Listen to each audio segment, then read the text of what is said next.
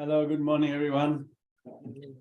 Thank you very much. Today, I'm here in Umina Beach at the Sentient Something Chilling, the center here. I'm doing a teaching here, so we are using the Sunday talk to be sufficed by the continuation teaching here today.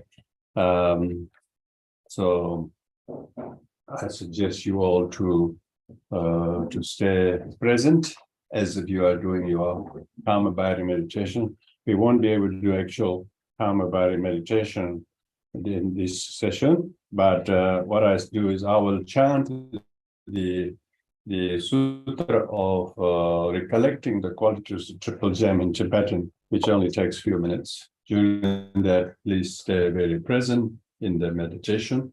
You sit still, what I call you observe 4S.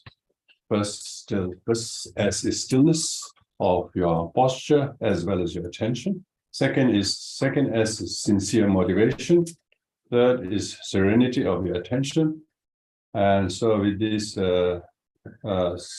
still posture, sincere motivation, serene attention, and a simple technique of merely recollecting any qualities of triple gem, particularly the gem of the Buddha, the Dharma, Sangha, about which I'm going to continue the teachings. So, but I'm going to first chant the sutra recollecting the triple gem in Tibetan. Usually, the sutra of recollecting the triple gem is chanted in Pali, Sanskrit, in whichever language, Namo Tassa Bhagavato, what it starts with. Pali version is slightly shorter, but this one is a little bit more comprehensive recollection of qualities, all the triple gem. So I'm going to chant that. Thank you.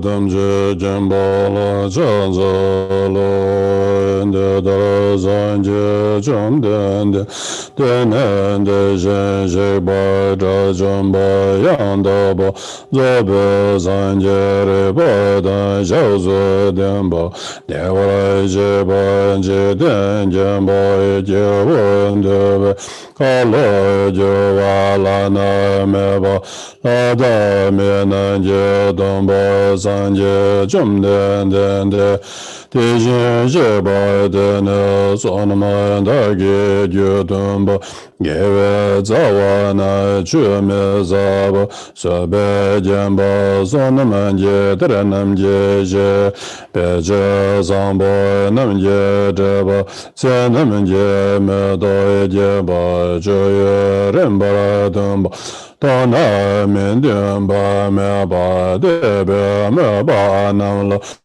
Mambaragawa Jerava Zije Menamba Tanala Jewa Meba Semje Damje Jedamba Shanje Zamba Namje Ya Pabe Ganza Namje Jabo Yana Lendeve Chonje Dunjawa Namje Deb Yeje Bado Meba Baba Zamje Mejaba Soya Nambara Dab Ya Nyemba Guje Dave Joy Meje Kuya Tsumba Meba Deba Dage Maga So Dage Nyewa Maga So Meba Dada Mande Dunga Dale Namba Jawa Pumba Dale Raudo Namba Jawa Kamananda Mendemba Kejana Damba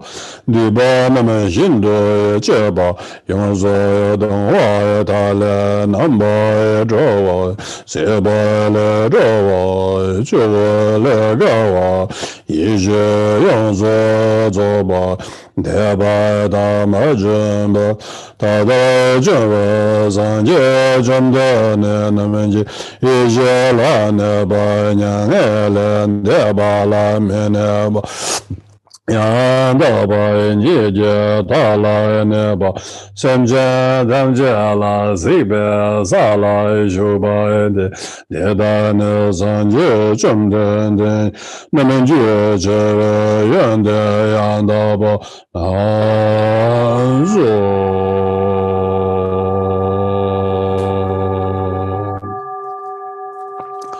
Tambe jene tamara gewa prado gewa tamara gewa te zambo cendro zambo manje ba yonzo zoba yonzo daba yonzo jawa jumden denje zombe chondo wa yanda ba dangwa ne me ba de ba me ba nya ba de ba de dangwa la de ya ba ke ba ne menje zo zo range re bra jao jumden denje zombe chondo wa la le bra den ba nge bra jo zo be jan jo do no bra je ba min tun ba me de ba dan den ba yo ba yo je ba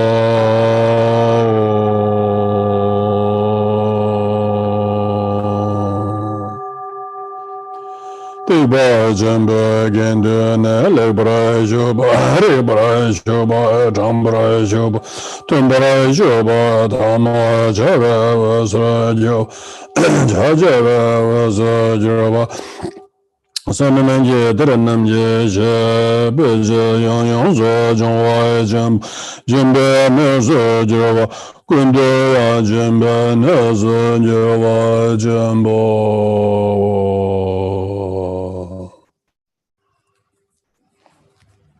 So, those of you who just joined us, I've been chanting the sutra, recollecting the infinite qualities of the Triple Gem.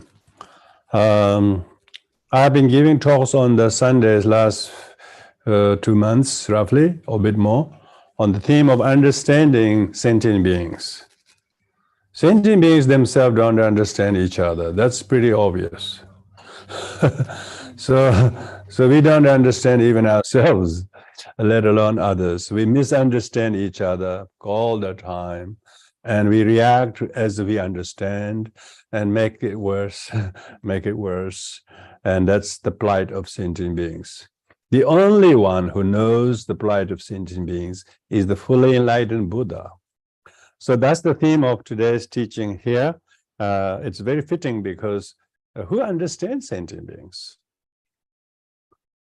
You know, sometimes when you have a kindest person in your life, maybe they understand you a bit more than anyone else. Maybe they know your strength and weakness, but still they can only do only a little bit. But still, the deep down, the person themselves doesn't know, let alone the other person try to help knows. Because sentient beings are so deluded in not knowing they are. The only one is the enlightened one. So here we are talking on the qualities of the Buddha gem, one who is the knower of the world. We just read a part where it says Buddha is the one who knows everything, you know. Seeing him is without disharmony. You know? Now we talk about how does Buddha's knowledge of the sentient beings benefit the very sentient beings. If we know somebody very well, we can do things that benefit them, doesn't it? And parents know a little bit about the children's need, and then they do things to benefit the children. Buddha is the parent of all sentient beings, as it will be echoed here in the reading of the sutra. So we are looking at the second part of the Buddha's quality, how he manifests in the world, and how his manifestation benefits sentient beings. That's the second one. And how he relates to all living beings, because he knows them so well. When we try to help somebody, we can't. We think this is what the other person needs. The other person is still shaking hands. what does he want me to do this for? We do not relate very well to each other. So this has two parts: the brief one, how the Buddha relates to sentient beings, and the brief one, the extensive one, and how he teaches. Yeah. First is, to those who long with faith, he brings true joy. He's talking about the good fortune of among the sentient beings. How does the Buddha actually benefit? Is firstly by how he relates to beings, each of them, and those is that those people who longs with faith and find joy in meeting the Buddha or knowing the Buddha, they actually go towards the Buddha. Like here, you are all here present, zooming in, joining here in teachings, coming and traveling. Some of you drove up 2 hours to be here at the teachings. But Zoom people also took 2 hours to join in, perhaps, or 2 minutes to join in. Whatever you came to join, people who long with faith, because they find joy in having faith and turn to the Buddha, and then he therefore benefits them by initiating them. Something pulls them, like the magnet pulls the metal. Likewise, Buddha pulls those long with faith to the Buddha. Okay, how does he do that? It's like a person who wanted to walk towards the Buddha with the faith. They're like a person who get to know about a show. They want to go to the show. They want to see the artist. Buddha is the artist of all artists. He's the biggest rock star. Biggest rock star. I don't know what is rock, but it rocks people. Is it? That's what it means, rock. Yeah, it rocks people, Otherwise, people are pretty stagnant, When they know the Buddha, it rocks them from their stagnancy. They don't want to move from the wrong views. They want to the rigid fundamentalist view. As soon as they meet the Buddha, it rocks them, It moves them to tears, and it brings the good they have. They thought they ever lacked. They actually lacked. They all of a sudden discover they too have kindness. They too have compassion. And so this is what we're talking about. He brings true joy to those who long the Buddha, and causing them to be initiated, and that makes the person to sit still. To those who are restless, those who are arrogant become humble. Those who become angry become compassionate. Those who become resentment become forgiving. And all of the person becomes true joy. They find true joy by dropping anger, true joy by dropping laziness, and so on, but adopting the antithesis of it. So he brings true joy. This true joy is not the ordinary pleasure or happiness, skin deep pleasure. We're talking about, people talk about happiness in Buddhism as a causes of happiness is Buddhism or something. No, this is not. True joy is where you really discover the Buddha. Now, as a result of that, they have this indescribable joy that is not comparable to any other. It is said that if the Buddha's joy that people find by meeting the Buddha were to be compared with the light, it says, however bright you were, wait until the sun shines. What does that do? When the sunshine makes the light very ordinary, isn't it? Very ordinary. Likewise, people who find a true joy, discover Dharma, their other things, pleasure, height, joy, satisfaction, they all become like an ordinary light. Until when the sun of the Dharma, Buddha, shines in the people's life, it brings true joy. Previously, they have superficial happiness or pleasure or highs and things, but they quickly rise, quickly come down. But the true joy that people discover through discovering Buddha, that's because Buddha knows the sentient beings, what they lack and what they need. And what they have many want, they don't need any of these needs. They just need true joy that comes from walking towards the Buddha. And because why? Because the sun is so bright, it can reach deep down in the valleys and deep down in the caves. Its penetration is much deeper than ordinary light that's on the street light. Yeah. Likewise, Buddha's wisdom and compassion is so penetratively deep down that his knowledge cannot be overpowered. Buddha's knowledge is not comparable with any knowledge. The light that street light gives is only in that very, maybe a couple of meters on the right, couple of meters on the left. That's about it. But up the road, no, there's no light. The effect of light is not by the sun, where it's shining from. It just gives the light everywhere. Like that, the Buddha's knowledge is not comparable with any of the other people's knowledge. There's a sutra. It says that suppose somebody knows how deep an ocean is. Suppose the depth of ocean is 80,000 meters. And suppose the expanse of sea, he also knows the expanse of the ocean, not just the depth. You would think that's a great knowledge. Oh, the depth of ocean, how vast it is, how many it is diameter, and so on, and how the weight of the Mount Sumeru.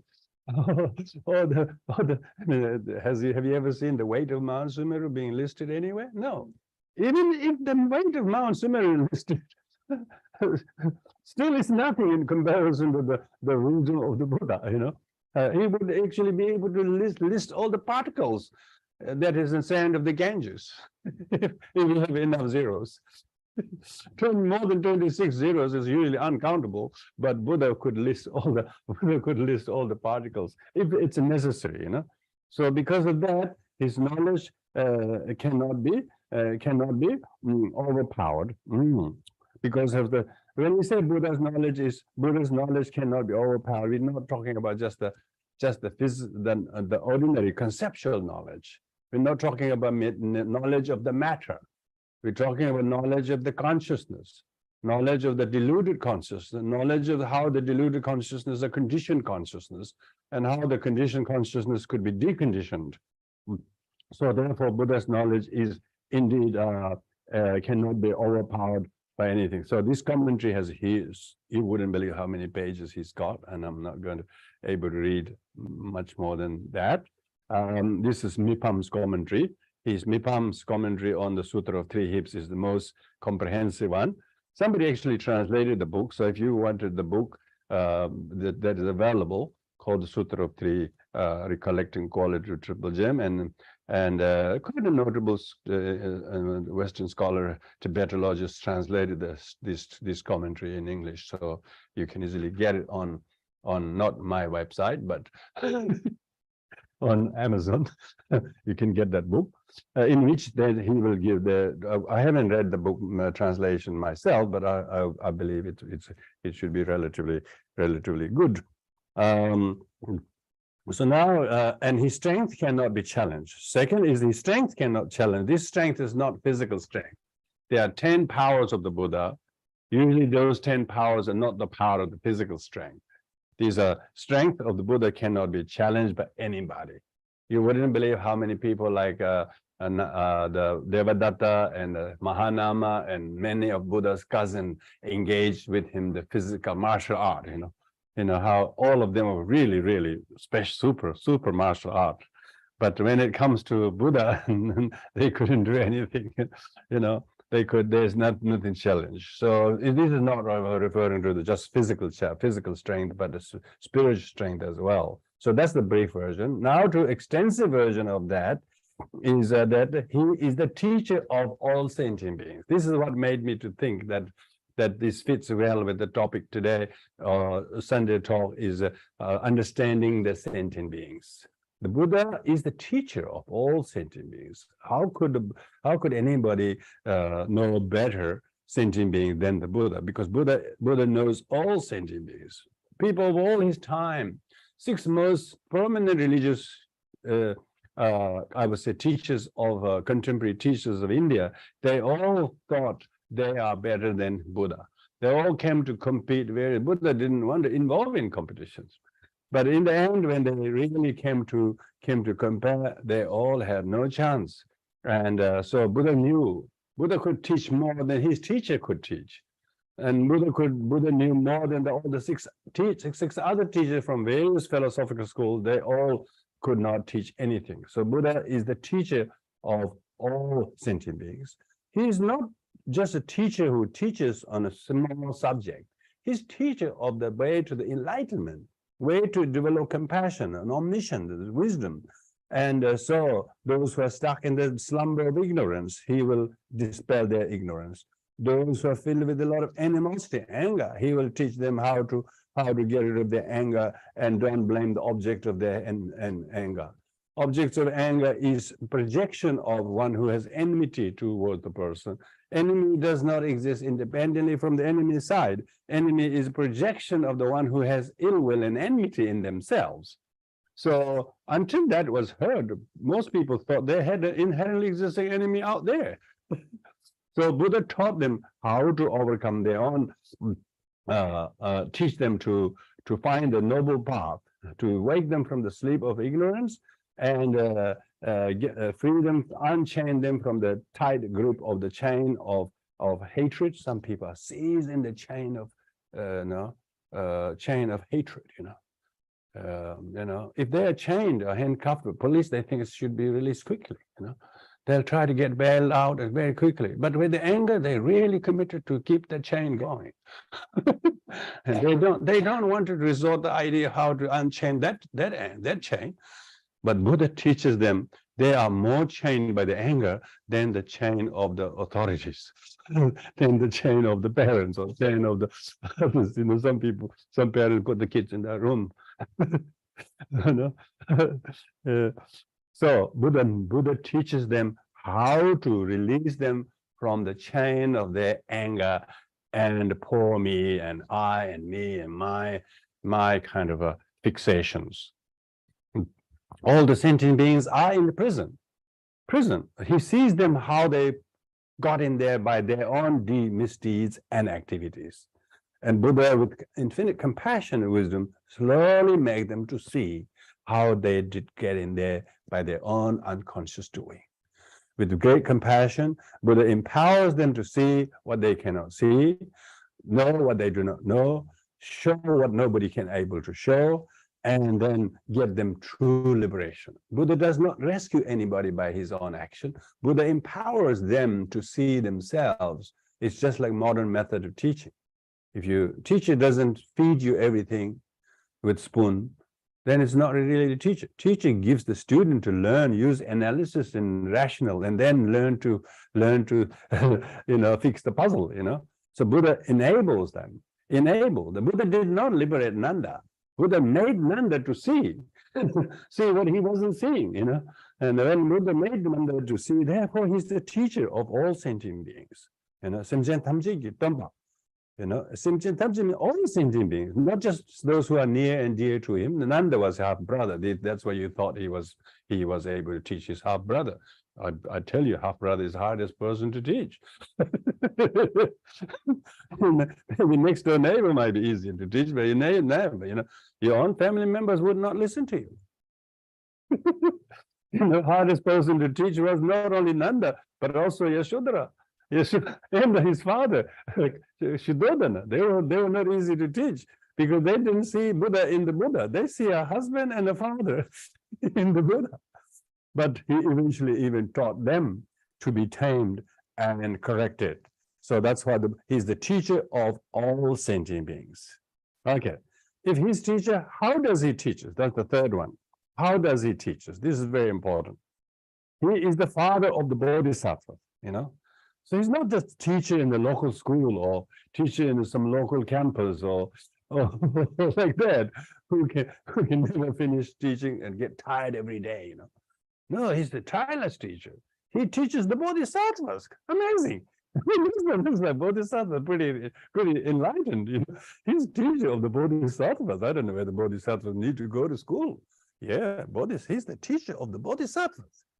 He's the father of the bodhisattva. What is the father figure? Yeah, father. Father does three things. Yeah. Firstly, he'll inseminate the would-be boy, would-be child. He has to be responsible for producing. Firstly, procreation of the son. The father first procreate the son. Likewise, Buddha first sow the seed of the Buddha nature, bodhicitta in everybody. Makes them reconceive the bodhicitta. Therefore, they can then germinate, isn't it? Firstly, sowing the seed. First, this father sows the seed of his would-be child. Then the child grows. He rears him. He raises him from small, little, helpless infant to a towering figure, and almost like he's taller than the fathers, not just physically, but knowledge, skill, and let him fly. Like that, Buddha also deliberately sows the seed of bodhicitta in every sentient being, and then nurtures them to cultivate the bodhisattva's way of life, and then make them all full-fledged bodhisattvas. So that's why he's the father of bodhisattvas. Who knows bodhisattvas? Who knows what constitutes to become bodhisattvas? Only the enlightened one. Ordinary people which wish to aspire to become bodhisattva, they read the bodhisattva's way of life, they hear teaching, but they still haven't quite. But unless they took the bodhicitta vows, they will not be able to show this. They will not become bodhisattvas. So they have to become a child of the bodhisattvas by first taking the commitment to give rise to bodhicitta, and then maintain the bodhisattva's way of life by practicing the 6 perfections to ripen oneself, or persuasion to ripen, liberate other sentient beings. So in this way, the bodhisattva first sows the seed, then nurtures them, and then empowers them to like the bodhisattva Avalokiteshvara, Manjushri, and all. So he's the father of all the bodhisattvas, like the great Moggallanaputra and Shariputra. They are both disciples of Buddha, but they are seen by others as a towering figure, arhat. When Shariputra came to Shravasti, when the Buddha sent at the request of Anathapindika, they thought he was the Buddha. They thought Shariputra was the Buddha, because Buddha has trained and raised this Brahmin's boy to become such a towering figure that people have good reason to mistake him for the Buddha. Why? Buddha has spiritually fathered Shariputra and Moggallanaputra, who was towering figure in their own religious tradition, but never were contented with their school and thoughts. They still weren't quite happy with the philosophy of that everything is created by Brahma. Come on, give me a break, I'm sure they were asking these questions, and until they met the Buddha, they were just so flat. They flat down. They couldn't grow. Still scratching the surface. They couldn't find any. They couldn't mine anything because they were in the wrong place. They didn't know where. They didn't find the right place to dig the soil to mine the thing. Until they met the Buddha, and Buddha just nurtured them. The Shariputra nearly got arhat just by hearing the Asvajit quote the Buddha.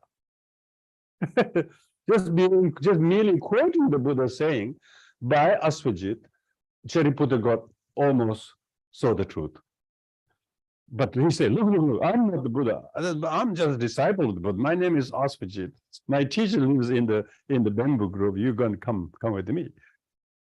And then, of course, Shariputra, as soon as he saw the Buddha, his ordinary clothes just dropped off automatically. He was automatically got donned with the robe, and he was cleanly shaven, including his beard and hair and everything. It looked like he was like a bhikkhu for 100 years. Instantly, instant noodle, instant arhathood was achieved by seeing this magical sight of the Buddha. Just by seeing the Buddha, Shariputra just instantly changed from ordinary seeker to the great arhat. And that's just the tip of the iceberg. Likewise, everyone else who followed.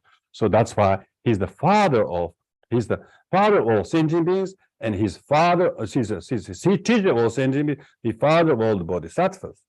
He's the king of noble beings, So he's the king of noble beings.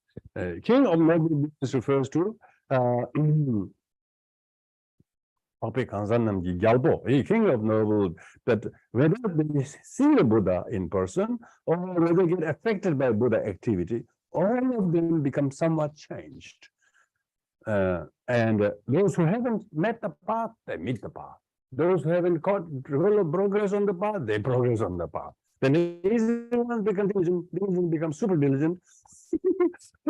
and, and everybody get changed. Everybody become changed because he's king. The king has power to issue a royal decree, and it happens. It's just like the laws that pass on the land. Yeah, you can't meet anybody for next. You have to stay in the house for 1 week. Like that. Like kings got authority, got a lot of power. Like Buddha had so much authority. Buddha says they see the Buddha and things happen. It's so powerful. So people who never wanted to forgive themselves or never wanted to reconcile with the difference with others, as soon as Buddha they met, all the warring kingdoms came and met in Rajagriha, and Buddha, not a single shot was fired, and they were all reconciled. All the dispute was settled just because the commanding holy presence of Buddha was such that they all decided to surrender violence and drop the fight over territorial dispute, and they all unanimously together built a stupa of reconciliation. So there are 8 stupas in Buddhist tradition, and the stupa of reconciliation is built in Rajagriha. Why? Because he was the king of all kings. His royal command was heeded to by all the warring parties who would not agree with each other and firing and killing each other. But once Buddha went in to Rajagriha and create a council of reconciliation, all the warring parties dropped their fight. And what did they do? They all heeded to the Buddha. And so this is what we're talking about.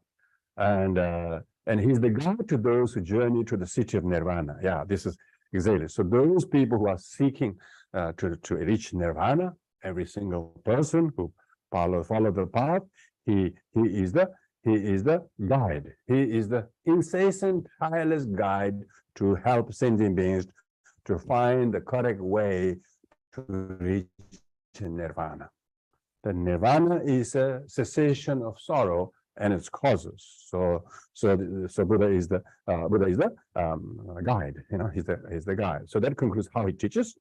Now, how he teaches on the 3 different levels. He teaches sentient beings. He teaches through his mental activities, through his verbal activities, as well as physical activities. So the sutra therefore goes on. The next two lines is he possesses immeasurable wisdom. So this is his wisdom activity. His wisdom activity makes 2 sentient beings. To some, because wisdom activity is like now. This is wisdom activity, Buddha. His speech activities, those people have to read and hear his speech. His physical activities, they have to see the Buddha forms. Yeah. So the wisdom activities is far more superior than the other 2. So therefore, at least he possesses immeasurable wisdom. Immeasurable wisdom is he knows the 10 powers and 4 fearlessness, which his knowledge of his wisdom is immeasurable. Of course, wisdom-wise, there are 5 wisdoms. When you talk about from the intrinsic nature of there are 5 wisdoms. When you talk about from the point of view of time, there are three wisdoms: past, present, future, knowing wisdoms. From the point of view of relative and ultimate, there are true wisdoms, relative wisdom, ultimate wisdom. So there's 5 wisdom, 2, 3 wisdom, true wisdom, and ultimate reality is self-realization, the one and only wisdom.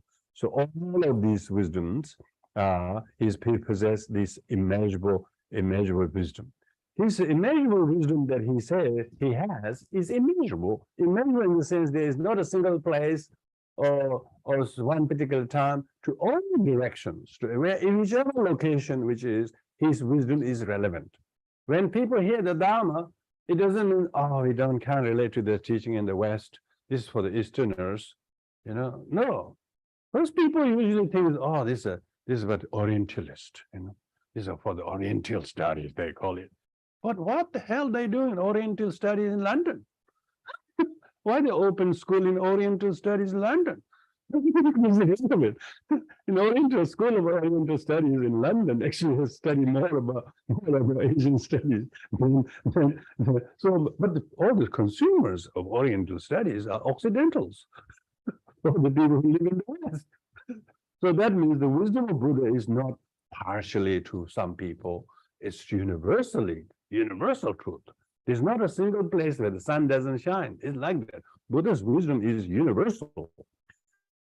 And that's why it says that his wisdom possessed immeasurable wisdom without any bias to one side of the world, northern to the southern, western to the eastern. No. So whoever hears and knows the teachings of the Buddha, and they will find the wisdom to be incredibly relevant and useful and every time and space. So therefore, what we're talking about, Buddha's wisdom is immeasurable and impartial. Why? He possesses inconceivable confidence. This refers to the Buddha's confidence. Buddha has every confidence how his teaching will be relevant to sentient beings. He teaches definitive meaning, he teaches interpreted meanings, he teaches one to this person, he teaches this one to another. So he may speak one words, but he is able to tailor the teaching to all levels. So all levels. Yeah, good sound, is it? Inaudible become audible now. Yeah.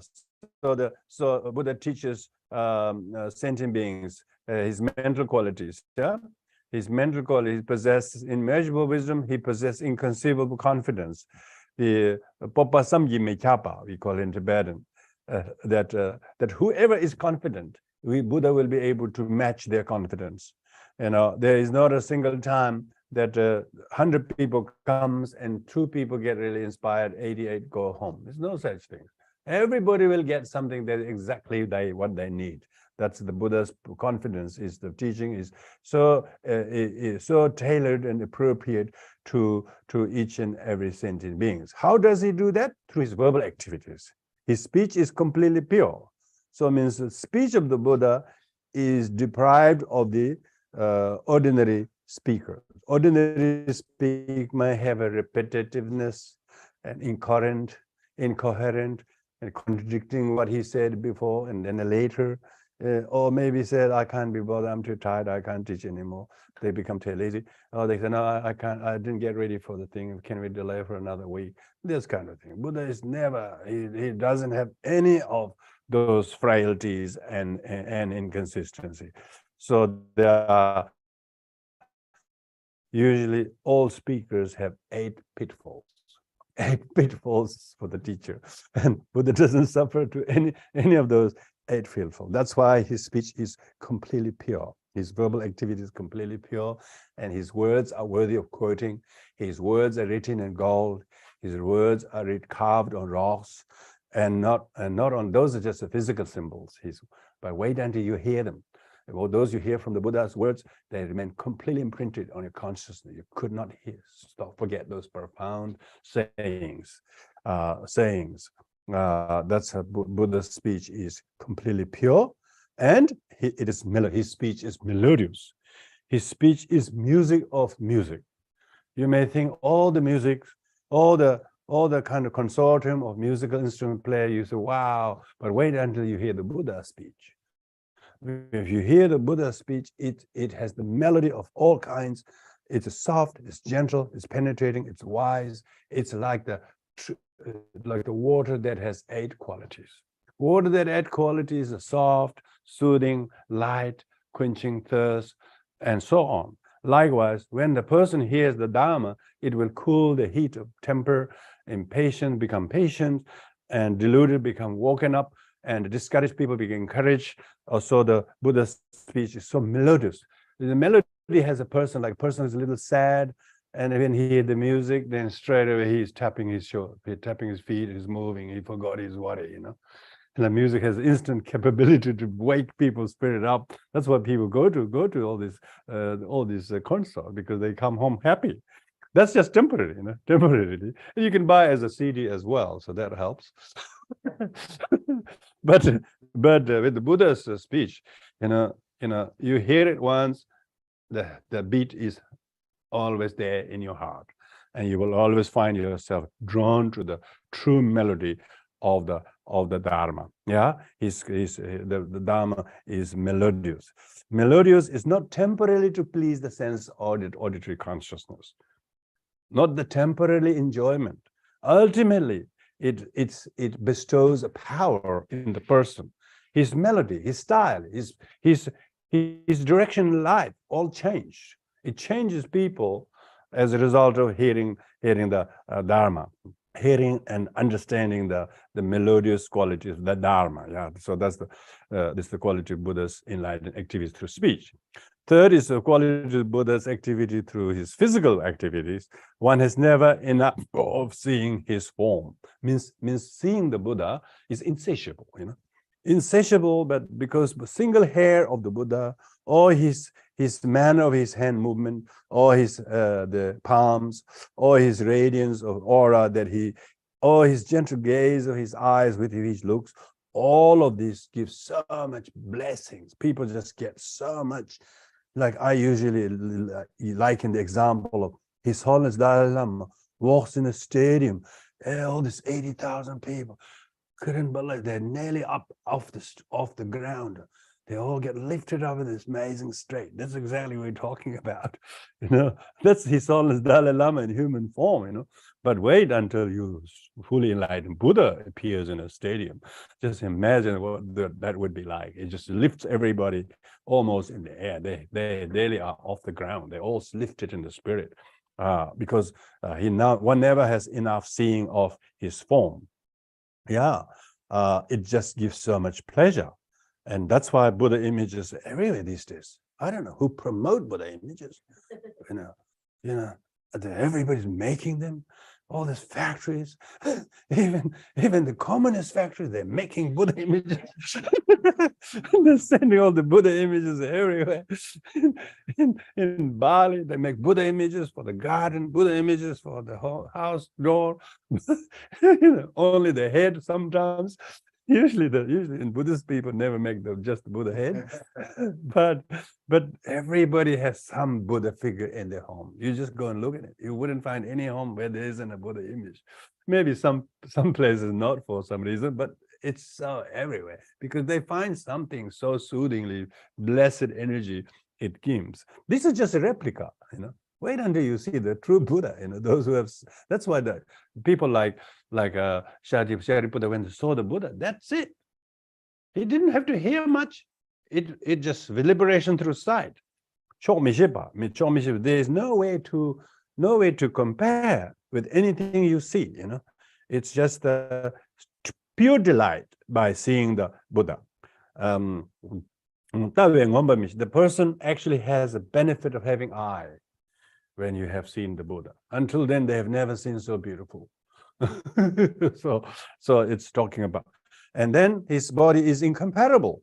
His body is incomparable, meaning the beauty of his bodily activities, whether it's from his single hair pores, that it is able to radiate light and loving kindness from one single hair to touch the sentient beings and tame them, soothe them, and transform them and change them in a totally different direction by the Buddha. And even the mad elephant, that Devadatta intoxicated the elephant, and the mad elephants on rampage is pretty dangerous. It doesn't have to be intoxicated.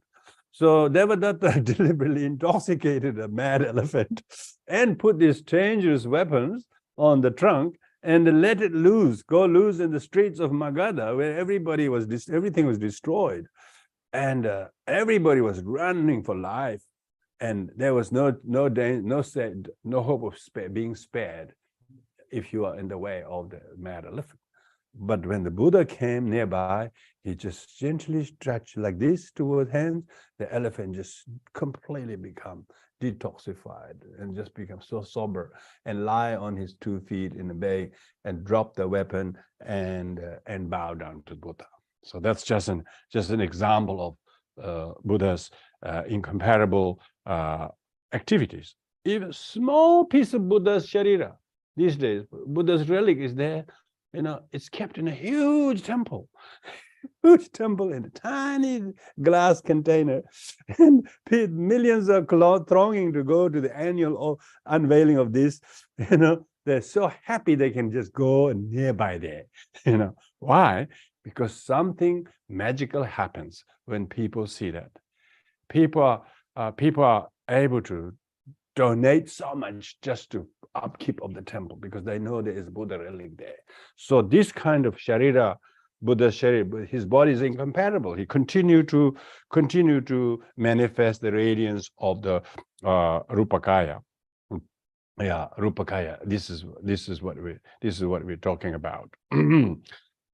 So that concludes the how the Buddha manifests. Yeah, how the Buddha manifests and how he benefits, how he relates to sentient beings, both briefly and extensively through his wisdom activity, through his verbal activities, through physical activity.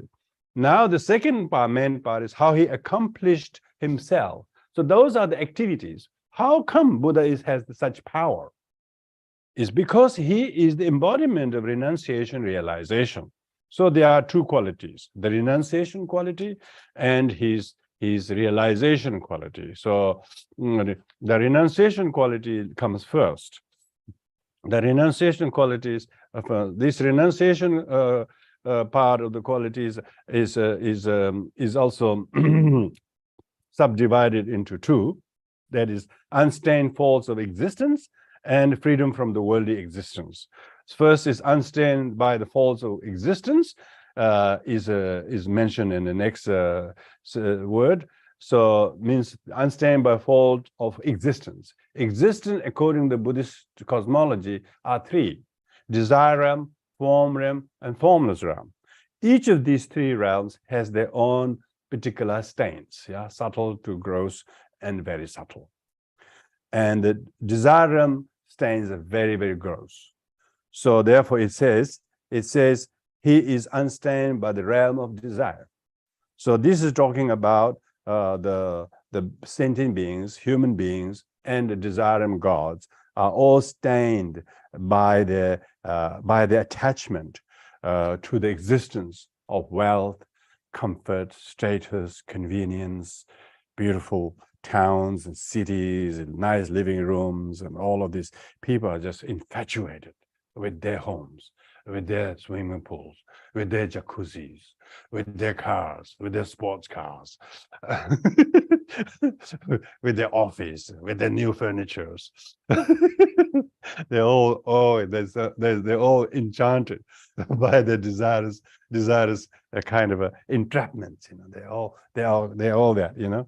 So Buddha is not slightly attached or craving or wanting, needing any of these worldly pursuits, which most people think is important. For him, there's not a need or lack of any of these. He's not stained by the pursuits of the desire realm sentient beings. He's totally transcended that. So he renounced all of that. He doesn't have any craving for that. He's realized complete contentment with the purity of discipline and Shila and Dhyana and wisdom. He has these three, and therefore realm of desire could not pollute him. So that's the worldly desire realm. Then second is formless realm, form realm. He is unstained by realm of form. Then the realm of form means realm of form is quite a high meditative state. Form realm has a lot of worldly samadhis. They have a lot of amazing dhyanas. Quite a lot of practitioners reach to the jhanic experiences of almost comparable to those of the gods who live in the form realms. The form realm got 17 categories of form realm gods. Each of them has a much higher realm of jhana than the lower ones. So there's 17. Of course, most of the form realm gods are completely satisfied. They think that's enlightenment. They don't think it's just the temporary jhana. They think that's enlightenment. They're totally mesmerized by that. But all of these worldly gains is not whatever flavor of samadhi they have, jhanas and bliss and whatever, clairvoyance or knowing your past or whatever, all these things. They think that's amazing. But Buddha would not be enchanted by any of this. He's not tainted by such pursuit or wanting to gain some mystical experiences of others, and then they think that's enlightenment because he sees them as merely temporarily form realm meditative flavors and experiences. And then the third highest is the formless realm. He's not mixed with the formless realm. So this is a little bit higher level. The formless realm, God's experience is a little bit higher realm, because most people actually confuse the formless realm samadhis is transcendental, because it does not depend on sight, sound, smell, and taste, because they don't have any forms. So it's not the sense object stimulated sense realm, a sort of desire or pleasure. There is no form. So it therefore is deeply meditative. The meditative, subtlemost meditative flavors of experiences. So Buddha is not even mixed, is not confusing with his enlightenment with such pleasure, spiritual ecstasy, bliss, you can call it, ecstasy, you call it, your high, you can call it rapture, you can call it inconceivable, you can call it whatever you call it, the formless realm experiences. The Buddha's wisdom is not mixed with such a likelihood, such similar worldly experiences. So that is the first component of renunciation, unstained by the worldly existence of form, desire, formless realm. Then second is freedom from worldly existence. For second, freedom for worldly existence is the result in terms of the resultant suffering and causal true origin of the suffering. So these are two subdivisions. Now these subdivisions are very important when you think about the qualities. He is completely liberated from suffering. So this is referring to Buddha is completely liberated from any of the sufferings. So that's general statement. He's completely liberated from suffering is just brief, and then the detailed explanation. He's completely utterly liberated from the aggregate. So when we say liberated from suffering, how do you get liberated from suffering? We also interested to put liberated. So how is liberated from suffering? He's utterly liberated from aggregates. So he doesn't think his body is him or body is his. He doesn't think the body is self. Most of us, all the time, we think, I'm my body, We are so infatuated. We are so addicted to the body being me. And all of us, that is the cause of our suffering. See, that's the causal suffering. Our suffering is caused by thinking body is me. Thinking body is me, and you think it's becoming a little too thin or too big or too whatever. You think I don't like myself, and then they create their own suffering by thinking I'm too big or too small or too thin or too short or never right. If you're big, you think it's too big. If you're small, you're too small. It's not a perfect ideal size or shape or height or color. People thought Michael Jackson was great, but he never thought he was. He thought his nose failed him terribly.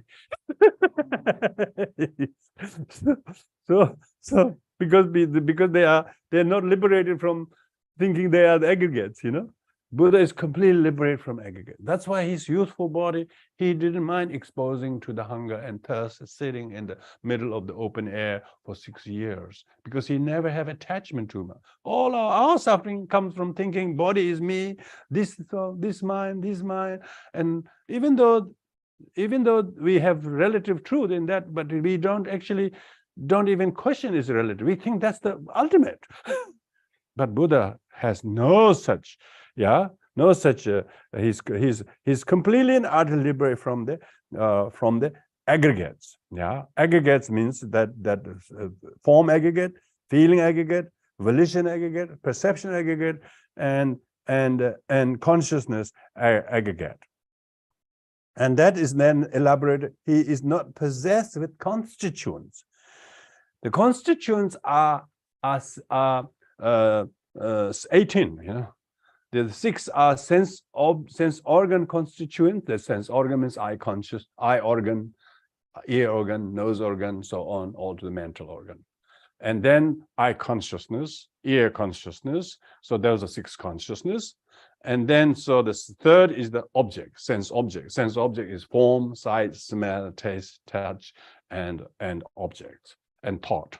So this 18 he's not possessed. He's not possessed. Meaning, if we see something, we think that's true. But he's not possessed by the sight.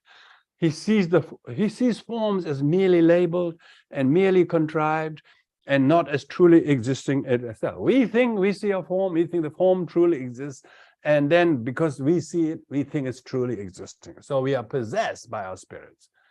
People say, I saw that, I heard that.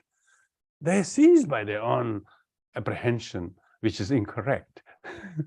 So Buddha is not possessed by any of his seeings, because he doesn't see anything that really truly exists. He sees illusion. He sees a relative reality, but he doesn't see anything that really exists, because he knows it doesn't. Nothing exists independently. He doesn't see you and me. I suppose we have to ask him. He probably see just thin air. He saw nobody. Some people touch the elephant, the nail, the tail, and then they ask, what's the elephant like? Because they are all blind. If you ask all the room full of blind people, touch the elephant, everybody touches different parts of the elephant, they think that's the elephant. And then some people touch the tail, they think that's the elephant. The elephant is thin and long. And some people touch the legs, some people touch the trunk.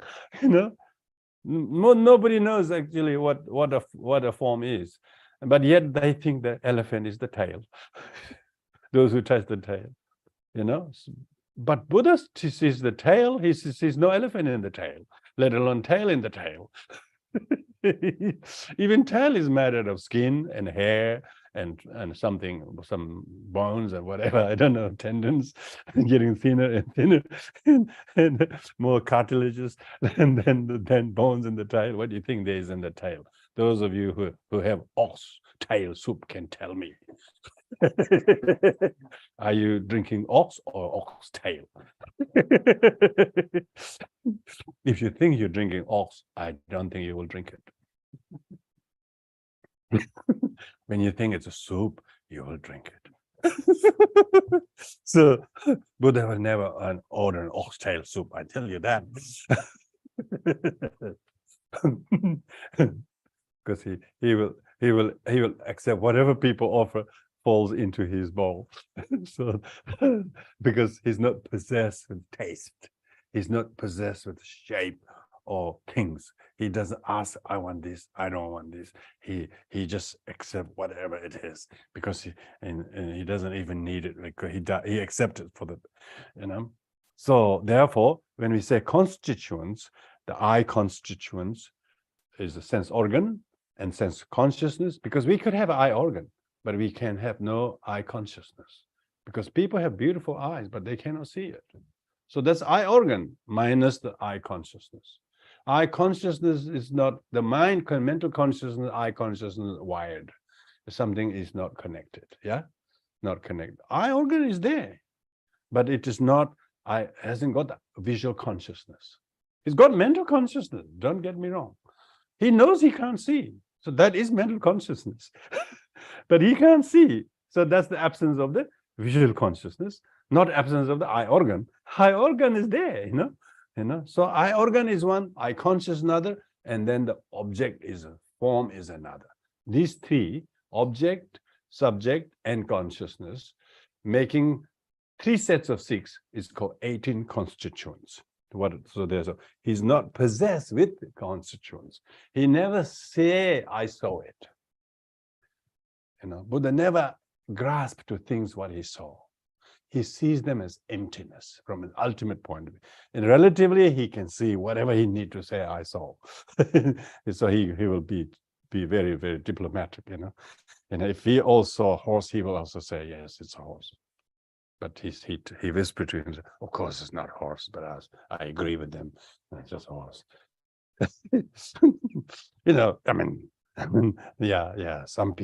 Some people say, he's a man, but he says he's not a man. He says, I'm not a man, I'm a woman. And most people say, oh gosh, he is a man, but he says he's a woman. You know, we have those things. Even relatively, people who are biologically men, but he doesn't really. He just say he intrudes in the feminine circle. He says he's a woman. But Buddha, no, they're not. Both of them are nothing. So one doesn't get intruded. So Buddha is not possessed by constituents of organs or little nipples. Your maleness is just a nipple size. I was told some people don't even have nipple size. It's completely disappeared.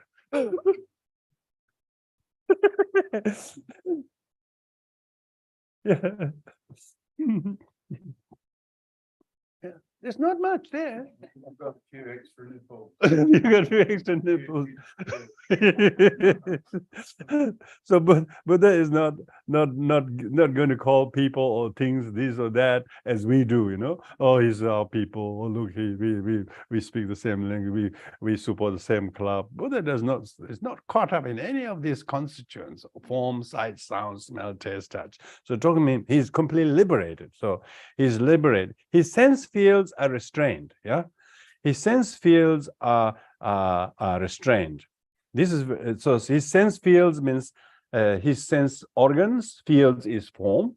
So when he sees a form, he's restrained eye organ and mental consciousness about it to not see the object as something alluring. His senses are restrained enough to be not allured by the sense objects, because he thinks it's his own desire that makes the object beautiful. There is nothing inherently beautiful in the object. So that's even our conventional saying: the beauty is in the eye of the beholder. It's a really sloppy saying, really. You know, beauty is not in the eye of the beholder. I mean, then the blind should also see, you know. So beauty is not in the eye of the beholder. Now, what if he doesn't have a consciousness? So his senses fields are completely controlled, restrained, to the extent of not engaging, not operatively lured, or you know, when people who hasn't got the sense restrained, their eyes always looking, can't stop looking. Some of the gods, they get satisfied by looking. We call in Australia window shopping. 3 hours window shopping, came home with an empty bag. It's called, they're not sense restrained. They took cab to go there, took cab to come there. They spent 3 hours in the mall. And you know why? Because they have people who create the illusions. And they were doing those, they this display cabinets. They're just making them look alike. The inside is all different things, you know.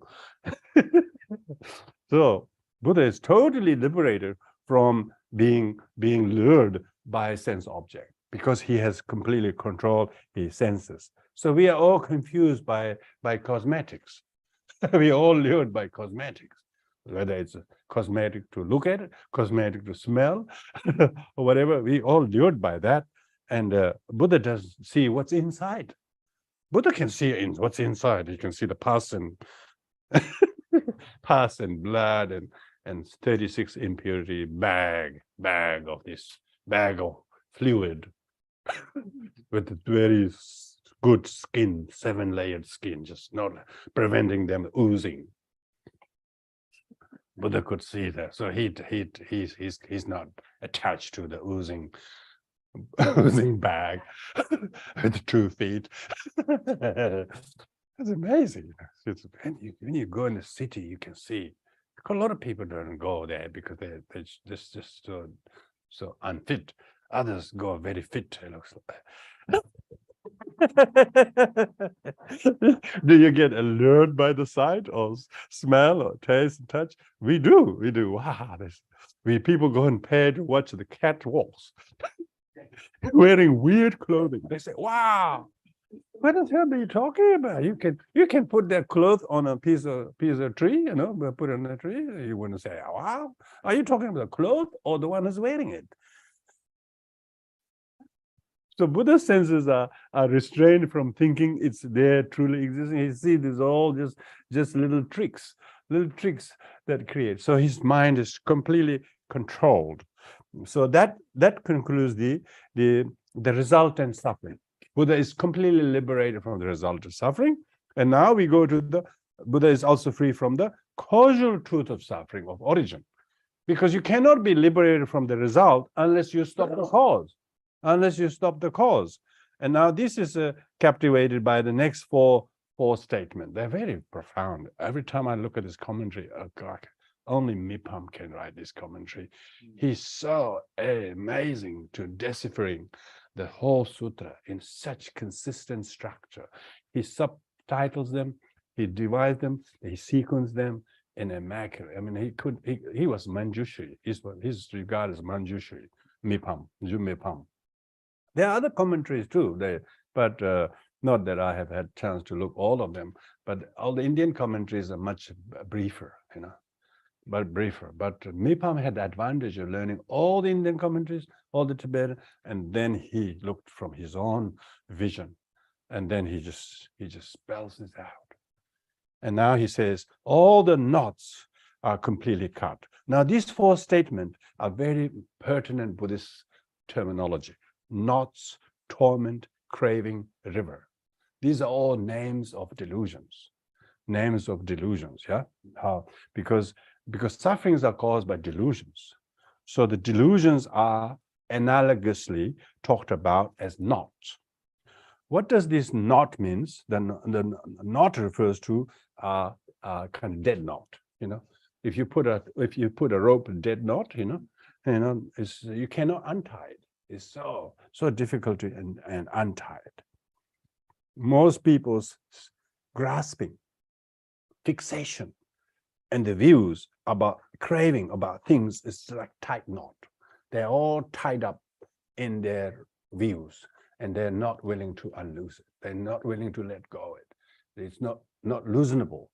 That knot could not be loosenable. People have so tight, rigid views about things, opinions, and they do not know that is the cause of their suffering, their fixation, their addictions, their views, their political views, their doctrinal views. They are completely knotted in them. So here we are talking about all the knots are completely cut. Buddha has completely loosened all the knots of the wrong views. So that's the knots of craving. Knots of craving. He doesn't have any craving. He doesn't have any craving, and that brings him to be knotted in the three realms of existence. Because no matter how tight a knot it is, he has totally loosened them all by the what has cut the knot loose? By his emptiness discerning wisdom, sharpness of the wisdom, cut the wisdom, sword of the wisdom, cut the knot loose. And because of that, he is totally liberated. So when we cut, the completely cut knot is the knot has to be cut by a sharp knife. Isn't it? You have to have a knife to know that you have a knot. First you have to see the knot, then you have to have a knife to cut with it. But most people don't know they even have knot. They think it's external people who did this to me.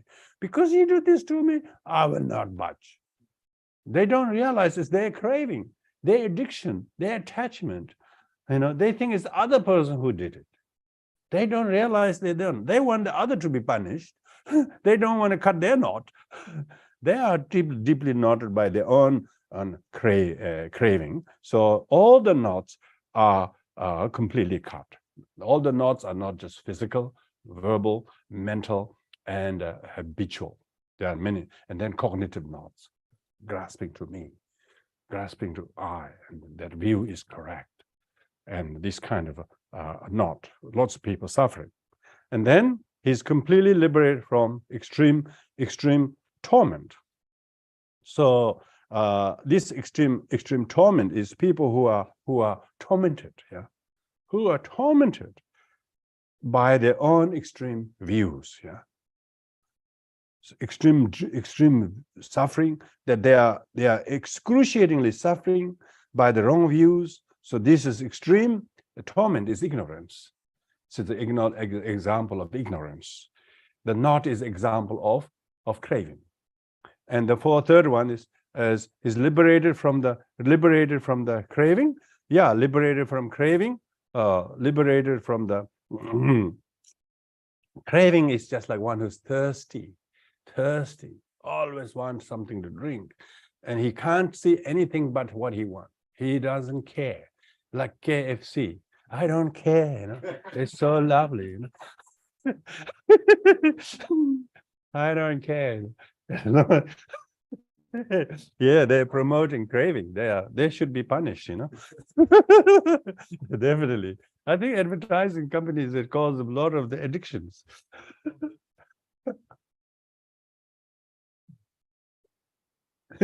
And they're giving free TV. So that you can watch them. And you can pay in 24 months time. In the meantime, you just get addicted to watch this and buy all the KFC. I'm afraid it expanded a lot. He lives down the road from KFC, and he can smell it. Very And yeah, and he has crossed over the river. Now this is the Buddha has ordinary sentient beings are drowned in their craving, you know, drowned in the river of the craving. They're just suffocating, and they're not wearing any life jacket or anything. They're completely drowned in the river, and they could not get over to cross the other side or return back. They are completely drowned in the craving. This is talking about addictions, you know. People are just bouts of craving, and they go and do it, spend all the money they took hours and days to earn, spend it within second. And these are also gambling. The gambling is, you know, people are drowned in the river of gambling. You know, they think they can win. They are losing more than they're gaining, and they just don't know what is different with losing and winning. They want to win, but they're losing most of the time, and they still couldn't see it. They're still intoxicated because they don't know. Because when you're in the drowning water, you wouldn't know whether you're alive or dead. You wouldn't tell. You don't know which is water and which is you. You have become watered. You have become completely watered. Water went into your mouth, and then you finish. You are no different from the water. Like, people do not know their addictions, and the Buddha is completely free of those being danger of drowned in the river of craving. Because sentient beings are mainly drowned in the river of craving. They do not know how to swim. They have been drowned, and you couldn't even see their body. So these four are causal, the true origin of suffering. So Buddha is liberated from these four causes with the resultant suffering. So all our suffering comes from these four causes. And so in this way, Buddha is, this is the renunciation component of the qualities. Now we come to the realization component. Renunciation is renunciation of faults and suffering and their causes. The realization are the qualities and the liberations. So these are divided into the nature of the realization. What's the nature of realization? What's the quality of realization? What's the function of the realization? So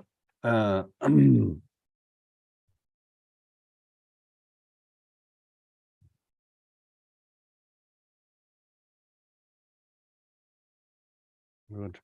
So of these three, so when we come to these three, the nature, and the nature has two parts: vast nature of the realization, vast nature of realization, which is profound. The nature of realization that is vast is he's perfected in all the wisdoms. So this refers to the wisdoms that we were talking about, whether it's five. Nature of the wisdom is five. The term in terms of time, nature is of past, present, and future. The wisdom of Buddha that knows the nature of all the 21 characteristics of phenomena. He knows the nature of all things. His knowledge is so vast in all the wisdoms. Then the second is that his knowledge and his wisdom is, his realization is profound. He abides in the wisdom of the Buddha Bhagavan, who arises in the past, present, future. So Buddha's wisdom is not second to other Buddhas. His wisdom is same as past Buddhas. His wisdom is same as future Buddhas. His wisdom of the present Buddha. So therefore, Buddha's quality is very profound. So you don't have to wait for future Buddha to teach what the Buddha and Buddha didn't teach. So Buddha's wisdom is profound. So he abides in that very wisdom. That is the domain of the wisdom of all the Buddhas of the past, present, and future. Because the past, present, future Buddhas do not see any difference between samsara and nirvana. And then, because they don't see samsara and nirvana, sentient beings want to attain nirvana by renouncing samsara. But Buddhas do not see any difference between samsara and nirvana, because there is no samsara that exists samsara from its point of view, nor is nirvana from its point of view. So the Buddha always dwells in this compassion, great compassion towards the sentient beings who are struggling to escape from one and escape to another. So Buddhas do not see samsara at all, no nirvana at all. It's only in the ordinary beings think the samsara should be abandoned and nirvana should be achieved. Buddha has this ability to the wisdom. The wisdom of Buddha is so profound.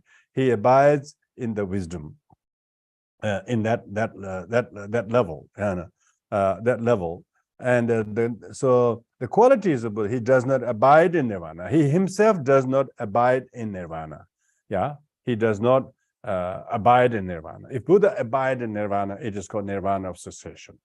Then the Buddha would have no benefit to us. So that's Shravakas and Pratyeka Buddhas go attain nirvana, to go to nirvana. Buddha does not abide in the nirvana.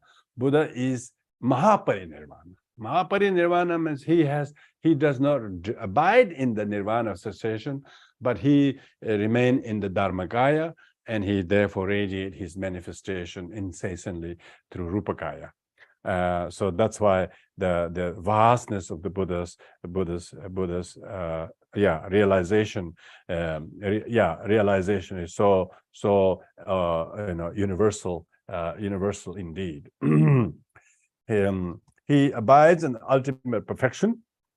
So means Buddha is not some seeking to achieve somewhere. He has already achieved the perfect realization, the ultimate perfection. The function of he dwells in the stage where he sees all sentient beings. So Buddha is the one who knows the plight of all sentient beings. So the function of Buddha is that these very teachings of the Buddha that we have is his knowledge of the plight of sentient beings. Because he sees he dwells on the stage which is perfect Buddhahood, Samyak Sambuddha, where he sees all sentient beings, and then he radiates his Rupakaya manifestation, is Sambhogaya in the Akanishta realm, Nirmanakaya in Samsara, for the sentient beings who don't know the difference, who are struggling in Samsara and do not have any ability to get out themselves. So he therefore abides somewhere that he has a very vantage point from where his reach is big, reach. His domain, his range is perfect. His range is everywhere. So Buddha is not staying in a location. Like the sun is not shining from Japan at all. If sun is shining from Japan, it will be really limited. We call Japan land of the rising of the sun. It's ridiculous. When you go to Japan, there's no sun there. The sun is shining from wherever it's shining from, everybody, everywhere. There's only one place the sun shines from. It's not rising from Japan at all. And then the Japanese will be burned for years ago. No. So like the Buddha is dwelling in not some fixed location in Bodh Gaya or in one place. Buddha could see the plight of all sentient beings. There's no time it's too wet or too dark or too cloudy. Buddha couldn't see. He's not conditioned by any of that. Buddha is omniscient. So Buddha can see the plight of all sentient beings. So that's why we don't understand sentient beings, each other, because we have no capacity. But only the Buddha knows the plight of all sentient beings. And then it concludes, all these are the perfect virtues of the greatness of the Buddha Bhagavan. So all these above mentioned, what we have talked about, qualities of brief qualities, extensive qualities, and how he manifests, how he benefits wisdom point of view, how he benefits from speech, how he benefits through his physical activities, and through the dispensation of his renunciation, through the acquisition of his qualities, how the Buddha benefits. All the above mentioned qualities, what we have just mentioned, is the greatness of the. These are the great virtues, perfect virtues of the greatness of the Buddha Bhagavan. So one who is able to remember this or hear even small part of this. So a person who Buddhists should recite this every sutra, every part of their morning prayer. In the monastery they do that. Some of the monasteries anyway, they always when they start morning prayer, they chant this first. And chanting may go for 2 hours, but always chant this one first before they even do the other prayers. So whether it's Klintara Puja or whatever it is, so they always do this.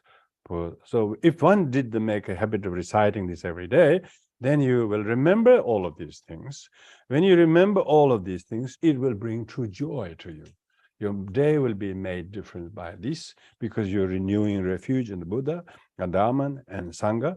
And because if you care to remember the greatness of all the qualities of Buddha, greatness, the secretness of the Buddha's body, speech, and mind, and hence from now on you would treat the Buddha images, however simple, made from fiberglass or brass or clay or whatever, you will always honor them as a reminder for you to remember and not forget these qualities. Put an elevated place, bring some flowers, or put some very nice objects, maybe some edibles, like the traditional Buddhists, and never leave a Buddha image in a not offering. They always bring fresh fruits, fresh things, and change the things as if you have a very special guest.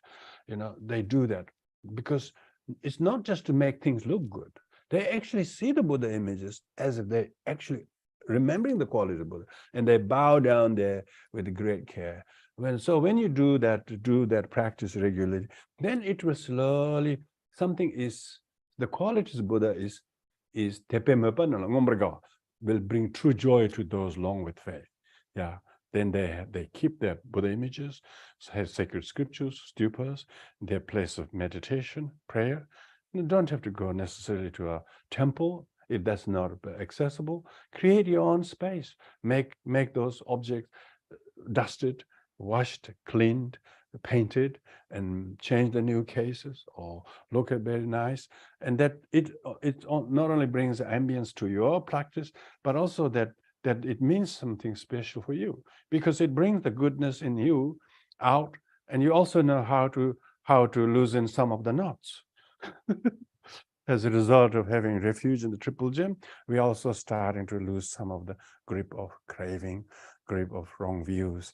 Oh, this view that I have about my such and such is so devastating. This is terrible. This is poison. I'm holding this wrong view regarding him because I'm so unwilling to let go of my wrong views. So by remembering the qualities of Buddha, then it will enable us starting to find a knife to cut the knots. The first hardest knot, then the second, then the third, and then even as a 9 knot, it will all be loosened. So the more you practice through meditation, and maybe some kind of chore ritual you do around the Buddha images, and like this blessed Buddha image, Vidu got it all the way from so many years, kept it as a centerpiece of the center. And so keeping these offerings regularly and practicing is very important, very, very important. If people want to really practice Buddhism as a spiritual tradition, if people want to practice Buddhism as a happiness or something like that, forget it. You do not need pretty Buddha faces. Buddha images are objects of worship and true belief, true respect. and we should bow down. We should surrender our karma, relinquish our bad habits, and drop the laziness, do prostration, not just one or two or three, but do hundreds, thousands. If you practice, you will lose your karmic weight, emotional baggage, as well as many things, because it helps you to loosen the knots, loosen the knots, so to speak. It changes us, it tames us. You know, he's the charioteer who tames the sentient beings. We have to see how we are doing the taming, you know, because we need to, if you remember the qualities of Buddha, you will definitely will upkeep your statues in your home a little bit much more care than you previously are doing. You know, a lot of people keep a little bit, and then you can see that their shrines are neglected, you know. It's so sad because people didn't know that significant. They think it's an idol. They think it's some funny idol worship practice. They're not. You know, it's not. Symbols are always worshipped. You know, and the question is how many, whether it's a simple cross or a Buddha image. They're all worshiping some symbols. And the Buddha image is not a symbol of Buddha. Buddha image is the Buddha.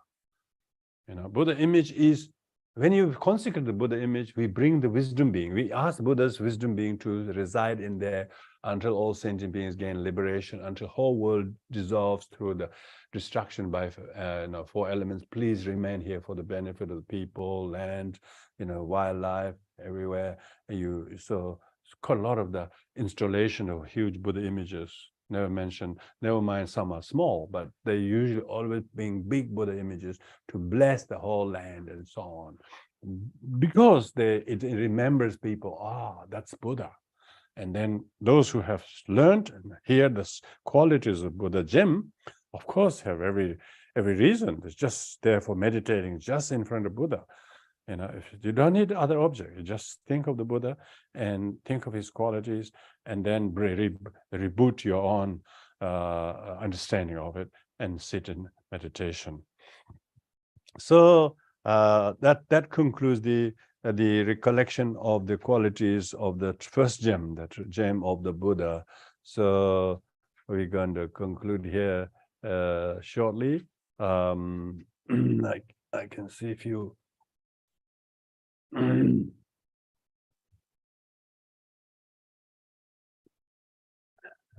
No oxtail soup for me, some said.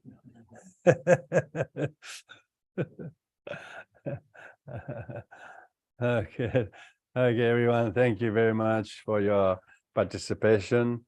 We are continuing, of course, this teaching on the recollecting of the sutra of the qualities of the gem, Buddha Dharma gem, Sangha gem, this afternoon as well. Thank you very much. So have a good afternoon.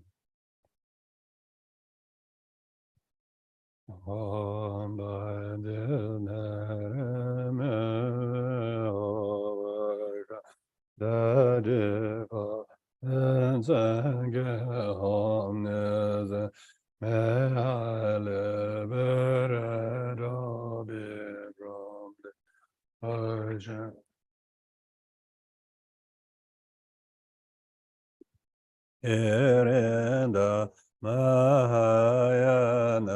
Dije whatever Merera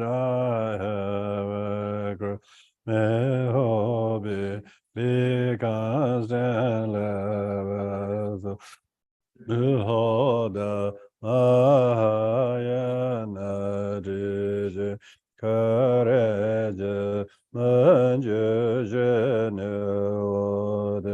Azamandra Badra Dilawa follow it all the Zambo I should get all the mere Medehezelem Bodhi Jida Tebe Erhana Yeraza Where has been Bomering Where the generation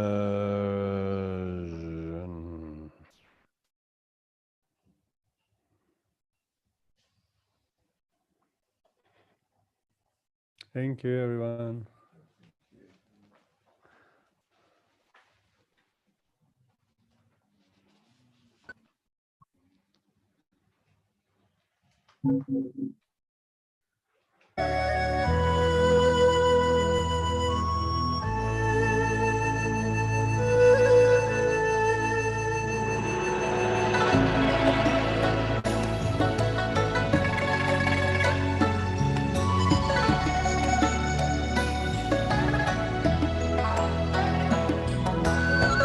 Sorry, does anyone know where to find the links for this afternoon?